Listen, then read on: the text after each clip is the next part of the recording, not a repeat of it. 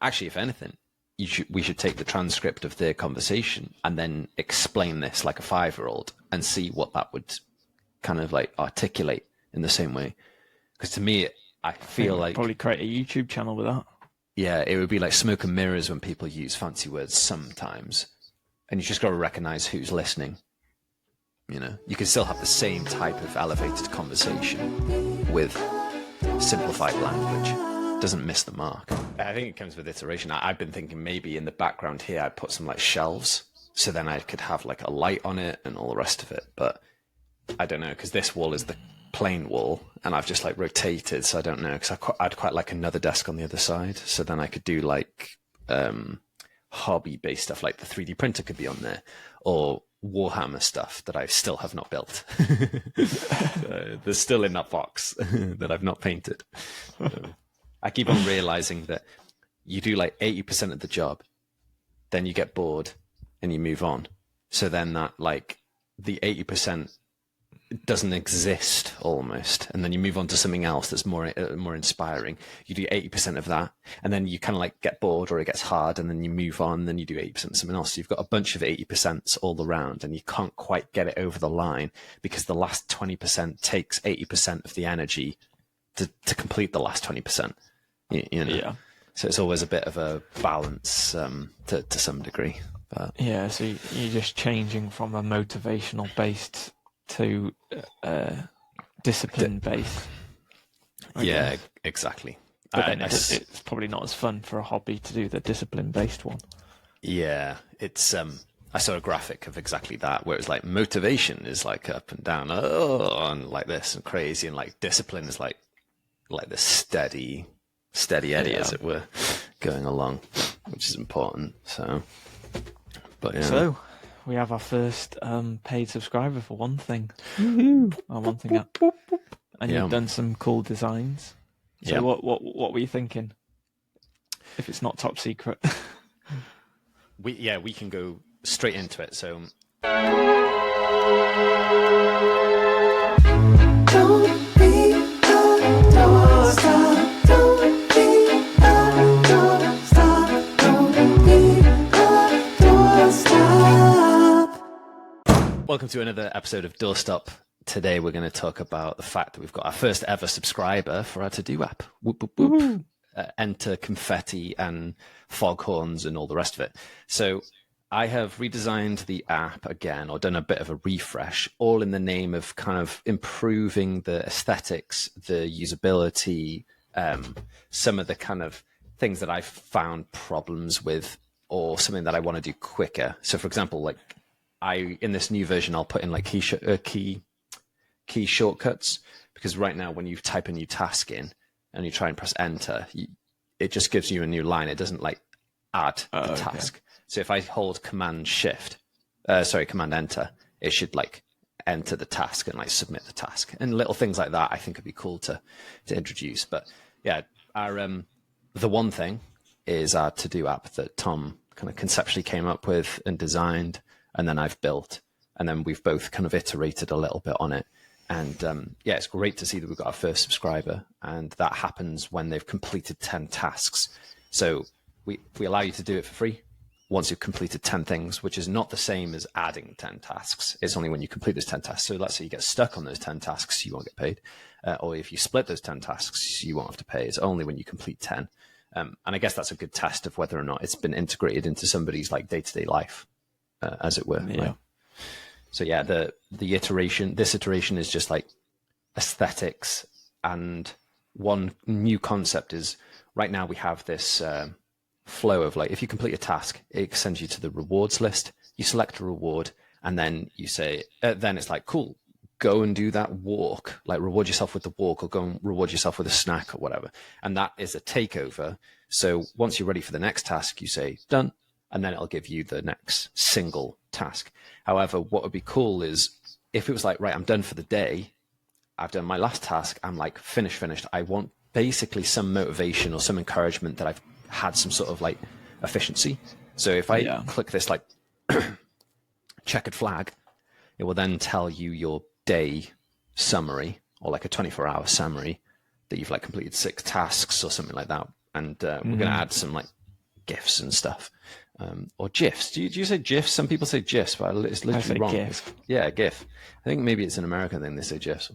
But yeah, GIFs. Putting GIFs to add a bit more character. I'm just reminded of my name's GIF. It's like, my name's GIF. Is that Borat style? It's, who is it? Bruno. No, it's off 20, is it 21 Jump Street? Oh, right, yeah, the muscly guy, that guy, he's like, my name's GIF. I don't know if it's on 21 Jump Street, but yeah, he says it on something. Right. Yeah, so that'll be cool. And then now it's a case of I've got to make sure I don't fall into the pitfall of doing 80% and then never releasing it or getting like stuck.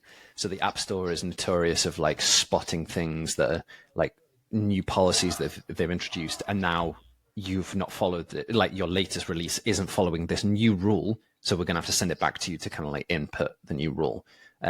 So I'm hoping that stuff won't happen. So I'm like, if you do super small chunks. So I was thinking, do I take each new screen and just take one screen at a time? But then I was like, actually, maybe I should just take one aspect. So a part of it is like, you know how in the to-do list, when you go to the list view, you've got the active, completed, and done at the top. Like if I just shifted that down to the bottom, because your fingers are at the bottom and it's easier then to switch across the tabs, maybe that should be the first release. Hey, we just shifted the tabs from the top to the bottom and just get it out. Because as you probably now know, that you guys have heard us talk so much about momentum and positivity and like keeping the ball rolling. I think it's important to do that when you're developing something, because it can really take it out of you, especially if you get stuck on a bug that you never thought you were going to get stuck on. Like, oh, why are these tabs not changing? Or what? And then you go down a rabbit hole, and then you're like stuck. You spent like 80% of your time trying to fix this thing, and then you've never like delivered something. So it's kind of switching back to the hours of effort rather than like actual completion, as it were. Because sometimes you might spend a lot of hours to complete this one small piece, so it's not reflective of the energy. And you might not know the answer, and that's okay. Could you build it in a way that you build a new screen, but it's like a tick option of like, try the new screen in, let's say, the settings. So it's a way of dropping it in to find out what kinks are thrown at you. But then once you've built it all, you'll just then remove that tick button and then just have the new screens. Yeah, it's called feature flags. So you can build your own feature flags, or you can use libraries to help you initiate feature flags. But it's one of those things that it's like an extra piece then to come and remove it later. So sometimes it's a little bit easier to iteratively get somewhere, because essentially a feature flag means you have to build the whole entire new screen and then build a switch between them. So it requires more effort to get to this. So I'm thinking maybe I'll just adapt the single current screen with small little changes to get to the end goal, rather than having a feature flag. But people do it different ways. Again, if you're a solo person, you might not be bothered about feature flag stuff, but yeah, it's a plausible approach. Definitely makes sense in some cases to be able to do that. That's interesting. But in this case, it might be like too much of a big deal because really you want people using it straight away, right? So if you can just iteratively add the changes in. Yeah, that makes sense. That's interesting. Yeah, that makes sense. It's sort of working backwards of how do you, I guess, evolve product A to product B, and what is the steps and what are the most easiest steps that you can do. And that's the thing, if there's more updates, I actually quite like updates and reading if there's anything new and the features and that type of stuff. I'm aware that people that don't like change don't like it, but normally, particularly with Monzo, they have the labs element that you can trial out new features. I normally jump on it because I'm there going, well, A, you can have an input if you don't like it, so then they might tweak it, and B, if let's say more people like it than not, it's going to be forced upon you anyway, so you might as well learn how it works best in your environment. But I'm aware that people don't do that, and then it's forced upon them, then they're really annoyed because they can't go back to the old version, rather than you can trial and test with the new version. And funnily enough, like when you're forced, so this is why there's like a balance of gathering too much information, because chances are there will be lots of people that do not want the change, because as you said, people don't like change. They know they know where everything is, and now they have to relearn stuff. So there's like a friction there. But in some cases, if you know that this is an effective thing to do for everybody, then just doing it straight away rather than like checking, is this effective? I know that's based on assumption that I am assuming that this is effective, but generally speaking, you do want to move in that way. Like if you think of Monzo, the thing, or Facebook, the amount of changes that they've gone through that people have hated, like even Monzo changing their name, they used to be called Mondo, right?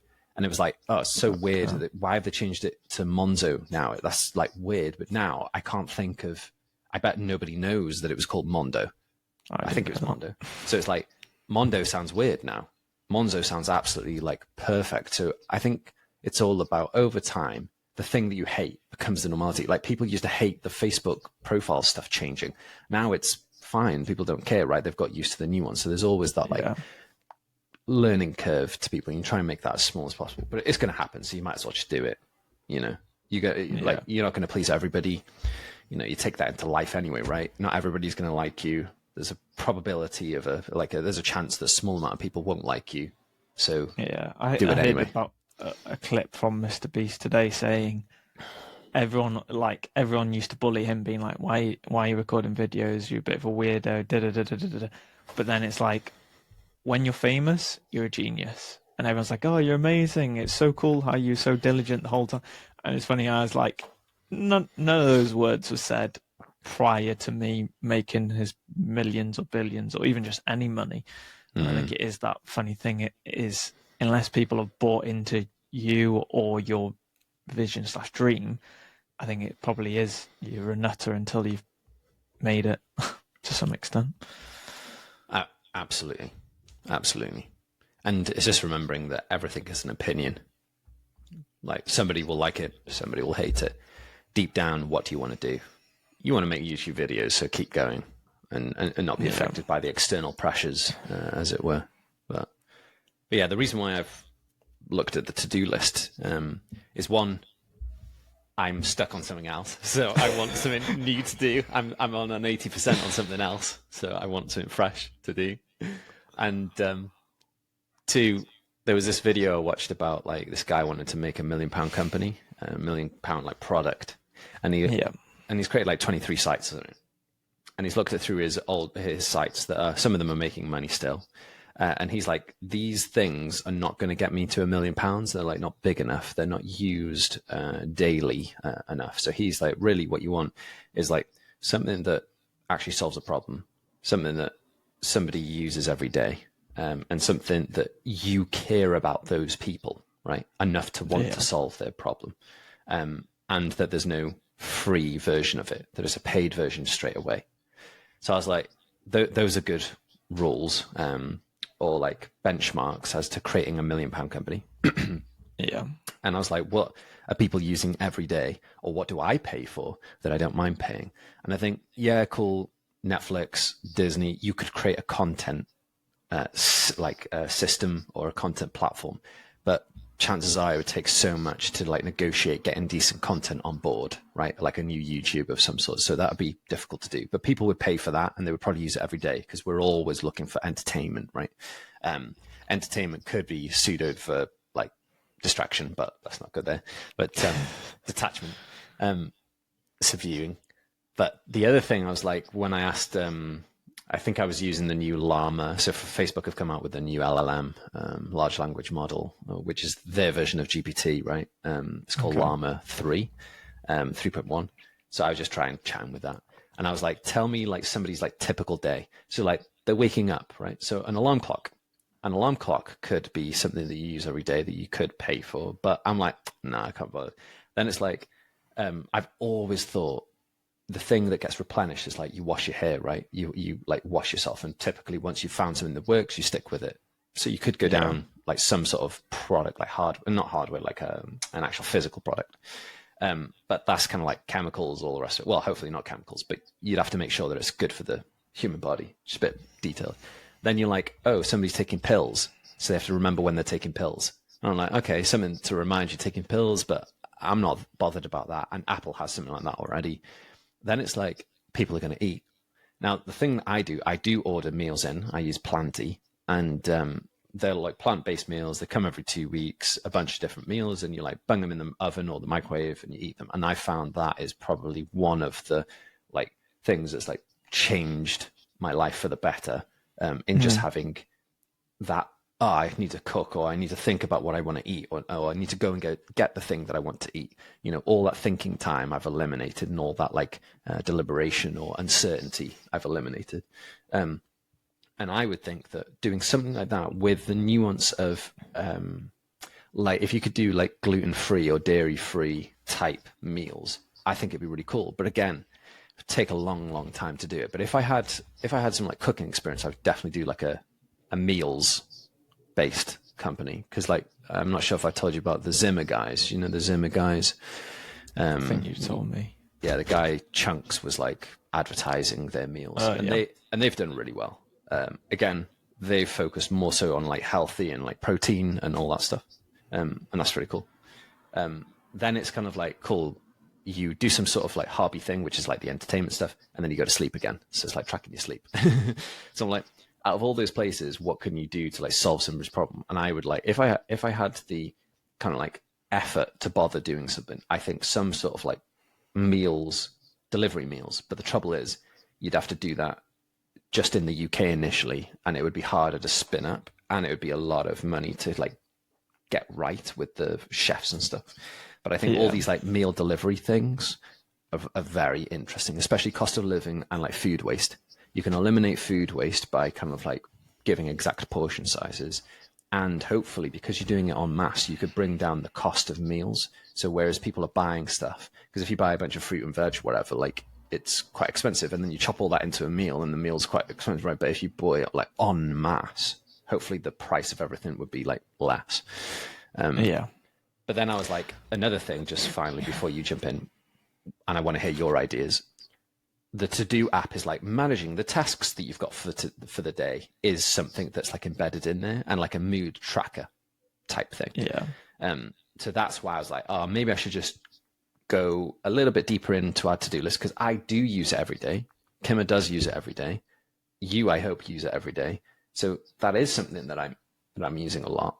And maybe it is a case of just doing a better version, like doing a free version of it, or well, actually, maybe not, maybe only doing a paid version of it, and so forth. So that's what led me to redesign some of the to-do list. That's something else. That's cool. But yeah, what would you be thinking about when it comes to something that you use every day? I think when you're talking about food, one thing that I thought was, I guess, more interesting is imagine if Chinese takeaways, I was thinking initially, but obviously it can happen for other takeaways as well, is if they have like their aim is I guess ready meals for the next day, because obviously there's an assumption of once you've you might have over, so then you eat it the next day. Not everyone necessarily does that. So could you do like, actually you buy it on a Monday to eat it on a Friday, save standing in our queue on a Friday or whatever, or that you can block by a certain portion of food that you like to have, that you can freeze it in that regards, or the flip side of just using takeaways that aren't open in the day to be a meal prep location for people that are sort of chefs and that type of thing. Because I'm pretty sure they'll be keen to rent their space as long as you don't break anything. Yeah, there's lots of things in London that now is like Deliveroo will run from like a kitchen warehouse. So they'll have like a warehouse type thing where they have multiple kitchens, and the delivery drivers will go to these like industrial units to pick up the food. So these kitchens are like, I think the phrase is like ghost kitchens, because they don't actually have a face or a restaurant or anything, but they make the meals. And what you'll notice is there was one place that I went to. I saw they literally had 20 Deliveroo kind of like card machines, all registered under different restaurant names, serving the same food. So interestingly, it's like a breakfast place. So they would say, for example, like, let's say they said Tom's Breakfast Club, right? That would be one restaurant with certain pictures of food. Then there'd be like a second iteration, which is similar breakfast food, just different photos. And it'd be like Dan's Breakfast Bar. And it would literally be the same restaurant, right? And because they're like, oh, and what's interesting is like, if you use different genders, let's say you call it like Sophie's Breakfast Bar, like you might get more people going towards a female name, for example, than a male name or whatever. So they could kind of like A/B test, or they could be like American Bar and Grill. Like they could A/B test like styles of food and also gender specific names and whatever. But it literally is the same place. Because if you look in the details, it's coming from the same unit. And I thought that was genius. Genius. I'm like pro people like working around the sift. Because if you've got the monopoly, as in like if you are the top 5 breakfast places, but they're all named different, like the user doesn't mind, right? But you've like facilitated it. So chances are Deliveroo don't care, because essentially a sale is a sale. They get paid anyway. A customer doesn't care, because if the food is good, you will know the food is good, right? Like if it's bad. But what I think is interesting is the fact that potentially you would have different ratings, right? So maybe somebody would rate something like better in one, and it's actually the same. I wonder if you deliberately like add extra delivery time to some of them, so then they're more likely to go with one option or whatever, or like deliberately make the food bad just to like show that they're not the same people. It comes back down to, you know, that like video where somebody's selling eggs and there's 2 people selling eggs on potato, like this person to the right is selling eggs for £20 and you're selling them for £10 or whatever, and then it's like, well, hang on a minute, loads of people are buying my eggs, so this person's like, right now I'm selling them for £5, and then I'm like, cool, I'll buy all your eggs, buy all the eggs, and then now I put mine up to £40. Like it's that classic video, right? So they could do that, as in have this like price battle, as it were, with themselves, because ultimately they're playing a volume game rather than the very specific one order. It's the fact that we're getting all the orders. It doesn't matter if one is 30% cheaper than the other one. It's like the volume is the important thing, because your chef is sat there nonetheless, isn't he? Like, or chefs are sat there nonetheless. So yeah, it's really, really interesting. I thought it was like a clever ploy. But yeah, talk to me about, carry on talking about your ideas. So yeah, food using Chinese restaurants or other style restaurants. I think, let's have a look to see if I can open my list of things. That'll be more interesting. Oh yeah, this is good, because this is on the back of your podcast episode, right? You were saying you were listing stuff. Oh no, this is my other list of just job lists. Good. I think the one thing, so the to-do app, I think I've always struggled with knowing, I guess managing tasks / to-dos has always been a difficult topic for me, probably with my dyslexia. So that I always like to go back to that to see if we can iterate it and help it. A lot of service-based stuff. I'm currently trying to slowly upload each item to Fat Llama to be able to rent stuff, because I'm there going, well, actually, if it's just sitting here, it might as well be used. Plus, I was half thinking on the opposite side of, I can share it to friends to be like, if you need any of my gear, just let me know. Because then I can just hand it over to you. So it's a clever way of documenting, I guess, what you've got. I did spot a YouTuber that has got a website that shows exactly what's in his like kitchen, his bathroom, his tech bag, his this, his that, and they're all affiliate links. So then basically when you're watching his live, you're basically going, if someone likes the look of it, because someone might be like, oh, where did that person get that desk from? It is trying to bring that more in play that I think Netflix, Prime, YouTube haven't tapped into. Imagine if they linked up every item that's on the screen and tell you where to buy it and take a commission. When you're watching a film and you're like, oh, let's say you're doing your bathroom and you're like, I love that mirror, I want to know where it's from, vibe.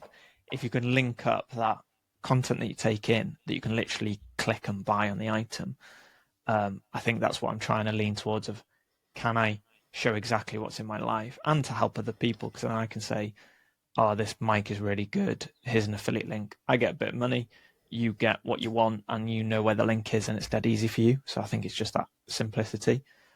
Working with Dad on Muselingo, so translating, I think learning Welsh for us, so I guess that's a day-to-day element from a practice point of view. Yeah, learning languages, yeah. And then going down the life coaching route, so I'd quite like to create a system, so it'll be suggesting books, apps, systems, that basically, yes, you're coaching along the way, but things like an app might get them from A to B, a book might get them from B to C, and then you might step in and just tweak a couple of bits. So you're the coach, but you're providing more, I guess.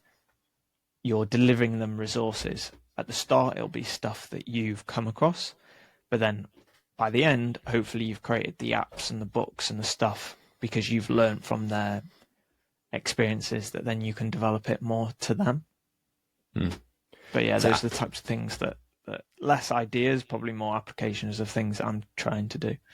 Yeah, to add to your product referrals based on YouTubers, I thought I forgot that YouTube removed links from your comments.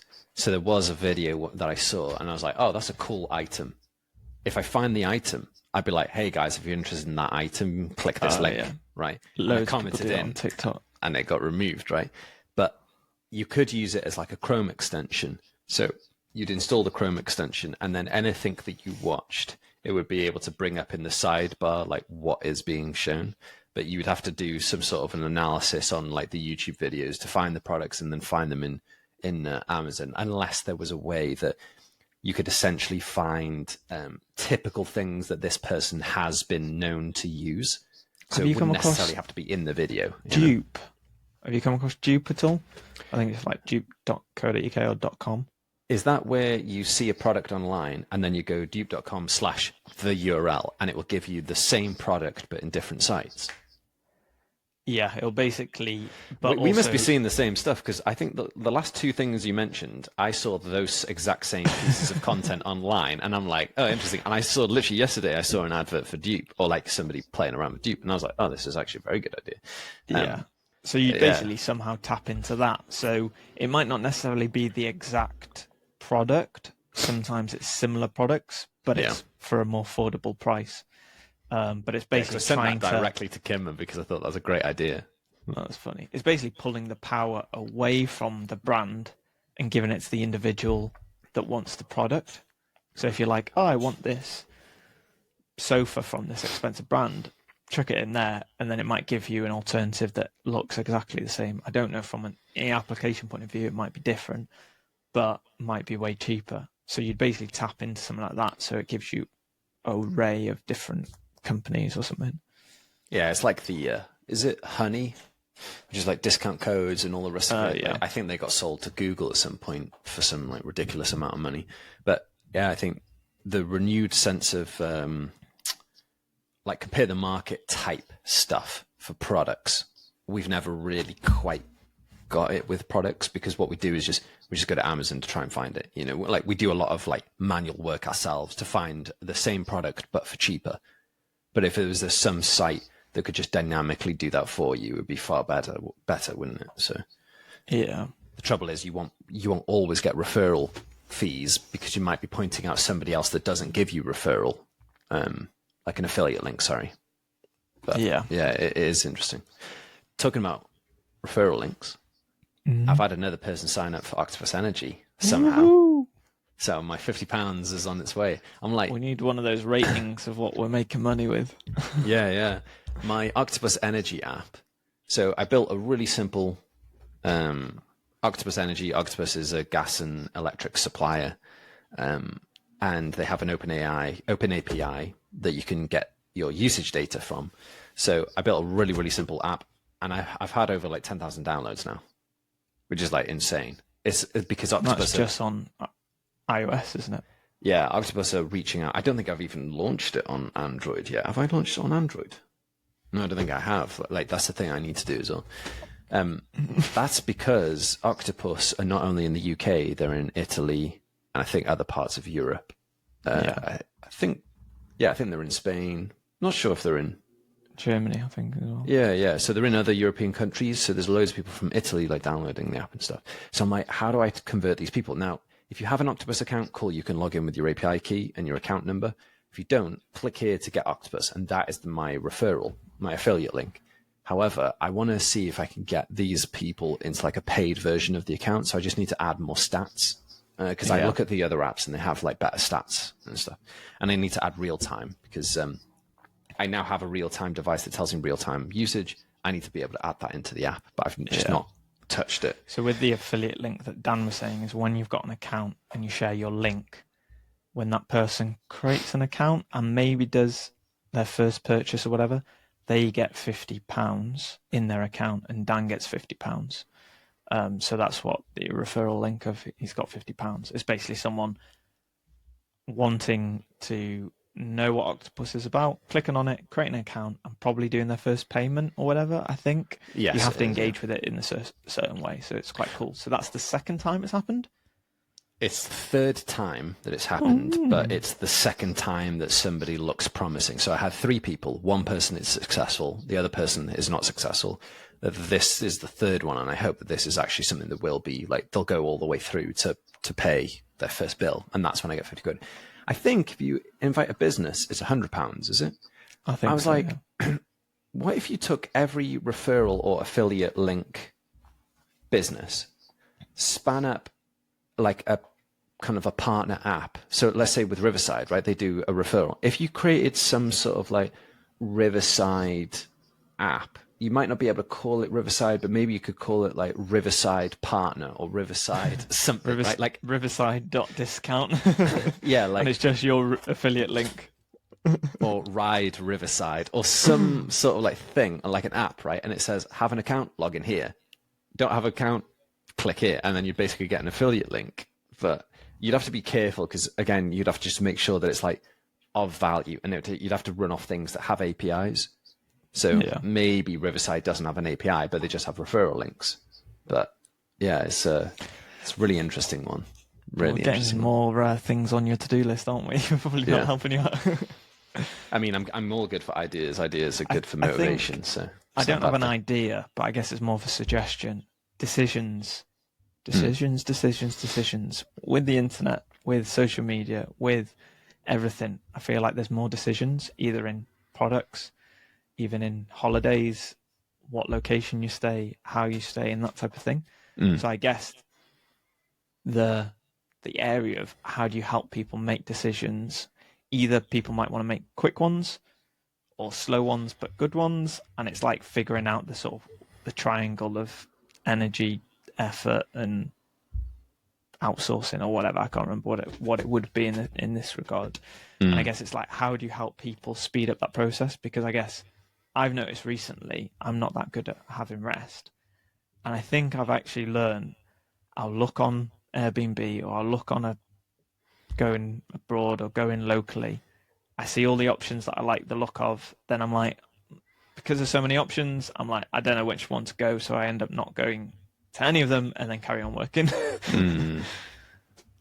So in the space of decision making, I don't know how it can, because I know one thing that I found really cool with the Slack, so the messaging service that me and Dan use and usually businesses use, is on the app you can view things very similar to like a Tinder swipe. So you view like a message and then you can swipe left or right, so one keeps it unread and one reads it. So it's a quick way of rinsing through like a summary of what messages you've received.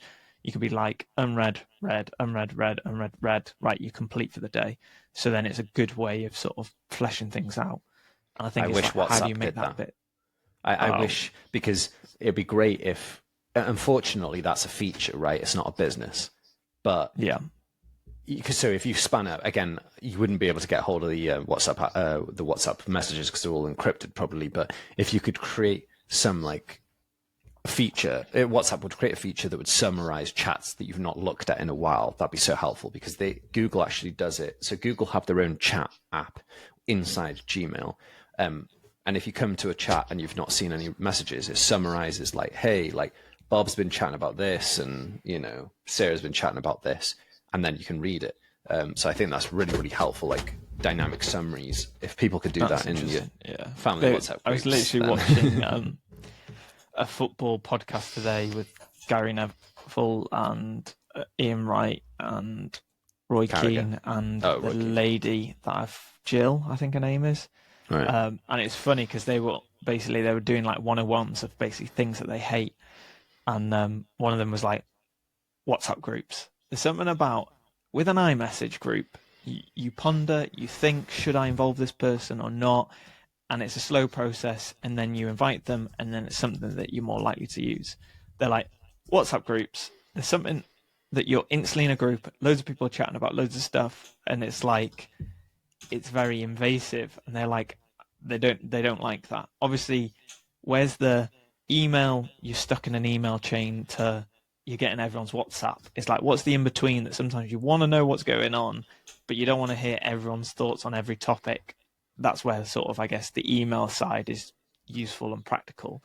But that's where they were like, I think iMessage, because it feels like it's more of a commitment when you create a group with iMessage, which I just thought was really funny, being in 1,000,001 WhatsApp groups.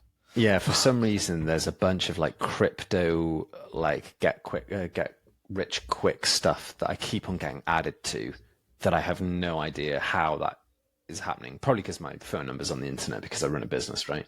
But yeah, it's infuriating when you get added to these things. And it would be cool if they had this like summary based app. I wonder if they exist because aren't there apps that like can catalog like all of your messages into one single app? So if you gave me permission, then maybe there could be a WhatsApp filter app. You give me permission to look at all your WhatsApps, and essentially I don't show you any of the WhatsApps, I just show you summaries. And then if you want to chat, I will link you back to WhatsApp. Like that would be a great like time saver app. So you just never have WhatsApp open. You just have this like summary app, and it would summarize your iMessages, your things, because I'm sure there's an app that sends multiple messages. I think it's like an for inbox. me, it's like, how can you, so you got your email, your sort of professional communication tool. You have your messages, which is becoming more and more invasive, and you need a full-time job just to keep up with it. And then you have your phone call. I still feel like the link in between a text and a phone call, like voice notes / dictation, I don't feel like has been made the most of. Because I think if you could have a summary of it gets, let's say, read out to you, similar to, I guess, Siri reading through your messages and saying, do you want to reply? And you could be like, yeah, reply with this, da-da-da-da-da. Right, next. Do this, da-da-da-da-da. Do this, da-da-da. So then you're basically having a mini conversation summary of, let's say, everything that's gone on over your day. There might be like a 10-minute, half an hour chat rather than keeping up to date with everything. But then it can tag you to, oh, you were tagged in this like 20 messages ago that's specific to you, and then you can address it there and then, which I think it will be the AI world might take that of being like, how can you integrate that you can just talk at AI and it fills in the gaps? Yeah, that makes sense. There is a platform called text.com, and that allows you to have one inbox for all your messages. It looks more like it's an app, a Mac app than an actual iPhone app. But this allows you to summarize with AI. So you could say, summarize the last 15 messages, and then it literally says, Sarah and Alex plan a mountain trip, coordinating dates with friends, Emily and Mark. They choose May 20 to 22 and discuss essential gear, kind of thing. So it can also draft a response for you, I think. I'm like, we are going to ultimately have AIs chatting with AIs, and we are just going to be facilitating that. So these WhatsApp groups are going to be AIs sharing cat videos with each other, and then it'll just summarize to us, hey, you were sending cat videos to your friends, kind of thing. They were sending cat videos back to you. Literally, like, what's that film? Is it like Wall-E or whatever, where there's this like big guy in this seat, and he's just like controlling a bunch of robots? And I feel like we're going to end up being like that if we're not careful. We're just like big guys in seats. There are surrogates. There is another film called Surrogates where it's like, I think it's like a surrogate version of you is walking around in the streets, which is like a young version of you, and you're the old version in the seat that you're controlling the young version of you that's actually like GTA style walking around the streets. Did you get a chance to listen to the Yes, I did. Jordan Peterson and Elon Musk?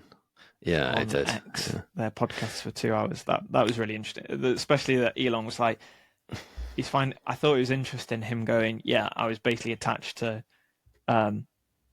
ChatGPT stuff, or OpenAI, I should say, and then got pulled off. And even he's like, I literally have no idea what's happened. It's completely turned around, which was very, really interesting. Sort of the sort of cluelessness of, so I'm just going to try and build my own on Twitter and do something completely different to go against it, because there's some people in the world that just, you upload your consciousness to AI robots that then, imagine the world being run only by robots and there's no humans anymore. It's just such a random, like, And he's like, no, you should be supporting the humans, because what's the point of us even being in the first place? Which I just thought was really sort of interesting, that people are like, oh yeah, surely we want, like, even Star Wars hasn't gone to total robots. It's 50-50 or like a mix or whatever. But I just thought it was funny how it's like, yeah, we'll just all then teleport to be robots. It's like, even Futurama doesn't even get that concept, because it's that element of humor and connection and emotion and that type of area. One thing I thought was interesting is his explanation of his belief, which is basically he believes in the religion of essentially like optimism, right? Like optimism and probability. So it's more a case of arguing things based on probabilities, and things have high probabilities or low probabilities. I thought that was insightful, and the fact that he like was kind of like pro Christianity concepts and Christianity like kind of like beliefs and approaches and Jesus's teachings and so forth. I thought that was really interesting. And if there was a society that he wanted to live in, it would be a society that have Christian beliefs as a base to kind of carry on. So I thought just like it was insightful. I found that the other guy was like cutting across him a bit too much, and we didn't hear, like, Elon wasn't allowed to like riff a bit more than he probably should have let him, like, as the interviewer. And I also found that he was using far too many like words to describe concepts. Now, I understand there might be a perfect word to describe a concept. And when you know that word, you will use it all the time. However, really, I would say that there's no point sometimes using those big words or not even big words, or like conceptual words, because you kind of like lose somebody in the conversation, right? So everybody listening will be like, oh, that person's super intelligent because I kind of like don't understand what he's actually saying. But really, he should use words to like actually explain what he's saying to anybody, so that there isn't this like detachment of, okay, I need to Google what that word means or whatever. So I found like sometimes that kind of throws you off, and I have a slight kind of like working class chip on my shoulder that it's like I'd rather somebody explain the concepts for what they are rather than using the word that summarizes the concept. So then we can all carry along with the. I think that's we can his all background, follow, isn't it? Though it's the university lecturer to a master's or even a doctorate level, and I think that's how he tailors a lot of his content. I find that similar to Russell Brand with his language. His language is as if he's like talking to doctorates in English type of thing. But it is really interesting because I think being dyslexic, I'm used to not knowing every word. So as long as I can keep on the thread, I sort of don't look at the detail. That helps me. And I have it doesn't always work, but and I have a preference for, like, you know, when they take like a really they take an expert and they try and explain it to a university person, like a high school person, a primary school person, and like a 5-year-old, the same concept. And I'm like, there is no harm. There is only ego, right? Ego that comes with taking a concept and explaining it like a 5-year-old, right? If I said I was doing that, then you might get offended, right?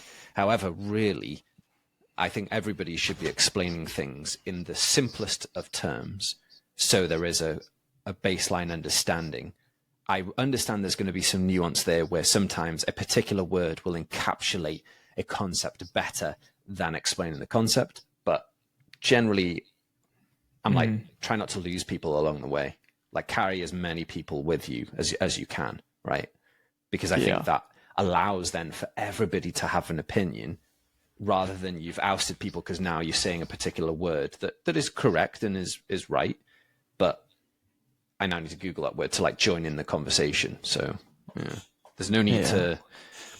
So you need live translations to people that are speaking at a high level. Maybe that should be an idea. Yeah. So it can pop up on the script. So I guess different to captions, it'll be live translation. Yeah, because there was a particular thing he was saying about like when people disregard God, they go to like 2 areas. They go after power, or they go after pleasure, right? Now, and like seeking their own pleasure. Now, he was using a different word for pleasure. I can't remember what the name of it was now. But something ism and something ism. And I'm like, you could just say people seeking pleasure. Yeah. You could say people seeking pleasure, people seeking power. That doesn't change the conversation. Do you know what I mean? But yeah, people using intelligence for intelligence sake. I'm fine with that, but it's like, let's keep the discussion open. Let's not like eliminate people from the discussion by using correct terminology, basically. The difficulty with that is by not using the posh words, people don't then think that you know what you're talking about. Yeah. Because it's like, oh, it sounds like you just on the CBB channel, like explaining some people like power, some people like this. And I think in a weird way, I think particularly with people that know those words, to some extent sprinkle it in to show this isn't my first rodeo. Like I've been studying all these years, I've been thinking all these years. But that's in a weird ego, way, right? Is like a verbal justification of how long they've studied, even though it doesn't necessarily mean that the person that don't use that words doesn't, but there's more of a buy-in to it from people that, let's say, don't know the words. Are like, oh, he knows his stuff because he's using these big words. Yeah, and I think that that whole like he knows his stuff because he's using big words, it can sometimes be a trick.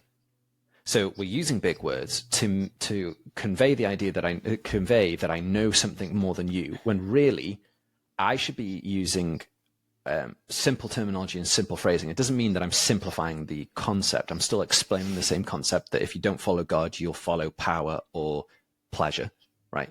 Same concept, but I'm bringing you with me. And if I use the different words, I've literally lost you. So now, like, you kind of like lose the ability to speak into somebody else's life or like influence somebody in a positive way, right? I'm not talking about manipulation. I'm talking about like positively kind of like carry somebody through a conversation. But that's just my preference. I have a preference to kind of like not have a barrier to entry based on language, purely because I feel like I've been judged in that way before, right? With sometimes using the incorrect word when I'm trying to like get this idea Imagine if across. You can tailor the conversation with AI to what age. So you're like, make this podcast speak as if you're speaking to a 5-year-old or 15-year-old, and then it'll just tailor it completely to be like, just, yeah. Because I guess you can change out words. So you probably could be able to do this. So then you'll tailor it to, they're speaking at this, and you could either tailor it up or down from what they're speaking. If I'm honest, if that, like, when that happens, because that should happen, because if we can translate you into Spanish and move your mouth at the same time that the Spanish kind of like articulation is happening, then it would make sense, right? Your mouth moving in as if you're speaking Spanish. Then we should be able to do that with like the kind of like I wouldn't even say a simplification, because it's just like clarity. I would say it's more so clarity of understanding, and it like brings somebody along.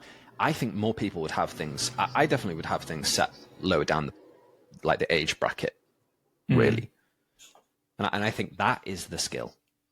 I think for the fun of it, I would just up it every now and then to see if I understand it. For entertainment purposes as well. Because somebody could up it even though somebody's actually speaking simply. Like, for example, we are not using complex terminology, and they would just like up us. So then we would using all the heroism or whatever it's called, right? And it'd be quite funny to see like the intellectualized version of us speaking the same concepts and how that would come across.